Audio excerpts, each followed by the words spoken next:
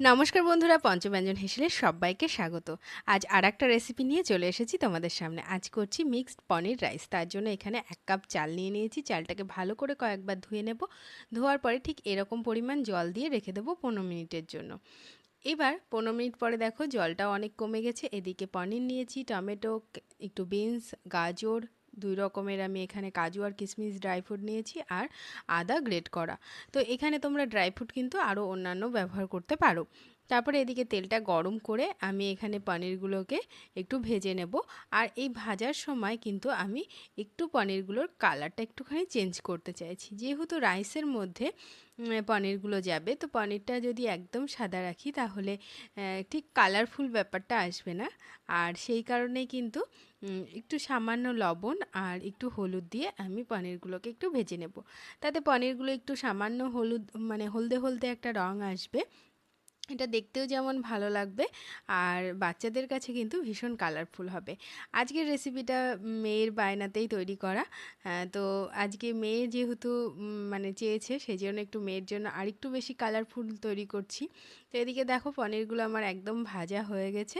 এবার পনিরগুলোকে আমি তুলে নেব।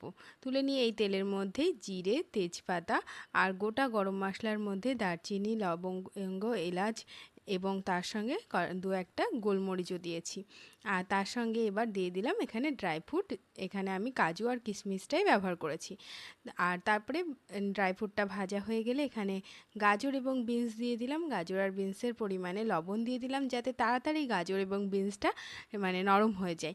নরম হয়ে গেলে এখানে গ্রেট করা যে আদাটা রেখেছিলাম, আদাটা এবং তার সঙ্গে টমেটো, এই দুটোকে দিয়ে আর একটুখানি নাড়াচাড়া করে নেব, যাতে একটু ফ্রাই ফ্রাই ব্যাপারটা চলে আসে।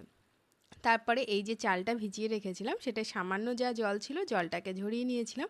এবার এটাকেও একটুখানি নাড়াচাড়া করে নেব। নাড়াচাড়া করার মধ্যে এখানে চালের পরিমাণে লবণটাও এখানে দিয়ে দিচ্ছি, আর গোলমরিচের গুঁড়ো ব্যবহার করছি।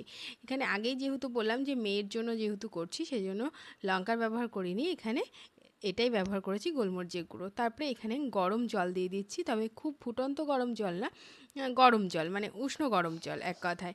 তারপরে একটু চালটাকে আবার একটু নাড়াচাড়া করে রাখছি। নাড়াচাড়া করে যে পরিমাণ জল আমার প্রয়োজন ঠিক সেই পরিমাণ জল আমি দিচ্ছি।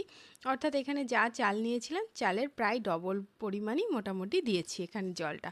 জলটা তোমরা দরকার হলে একটু গরম জল পাশে রেখে দিও, প্রয়োজনে পরে দিতে পারবে। তারপরে দেখো খানিকক্ষণ পরে সিম হিটে রেখে দিয়েছিলাম এবং চালটা পুরো সেদ্ধ হয়ে গেছে। এখন দিয়ে দিচ্ছি পরিমাণ মতন চিনি। চিনিটা তোমরা যে পরিমাণ মিষ্টি রাইসটা করতে চাও সেই পরিমাণে দেবে। তারপরে একটু নাড়াচাড়া করে নিচ্ছি চিনিটাকে, এবং তারপরে দিয়ে দিচ্ছি এখানে গরম মশলার গুঁড়ো। এখানে চাইলে তোমরা গরম মশলার গুঁড়োর বদলে একটু ভাজা মশলার গুঁড়োও কিন্তু দিতে পারো। আর ভেজে রেখেছিলাম যে পনিরগুলোকে এবার অ্যাড করে দিচ্ছি। দেখো দেখতে বেশ সুন্দর লাগছে না? একে গাজর, টমেটো, বিনস এগুলোও যেমন কালারফুল হয়েছে, তার সঙ্গে কিন্তু পনিরটাও একটু কালার কালার লাগছে। লাস্টে একটুখানি 1 চামচ মতন ঘি দিয়ে দিচ্ছি। ঘিটা তোমরা চাইলে আরেকটু বেশিও দিতে পারো, তাতে কোনো অসুবিধা নেই। তবে যেহেতু বাচ্চাদের খাওয়ার পক্ষে খুব বেশি ঘি না দেওয়াই ভালো, সেই জন্য এইটুকুই দিলাম। এবার স্ট্যান্ডিং হিটে খানিকক্ষণ রেখে দিলে কিন্তু আমাদের রাইস একদম কমপ্লিট। তো আজকের রেসিপি তোমাদের কাছে কেমন লাগলো অবশ্যই জানিও। ভালো লাগলে চ্যানেলটাকে সাবস্ক্রাইব করে পাশে থেকো, আর পাশে থাকা বেল আইকনটি প্রেস করে রেখো।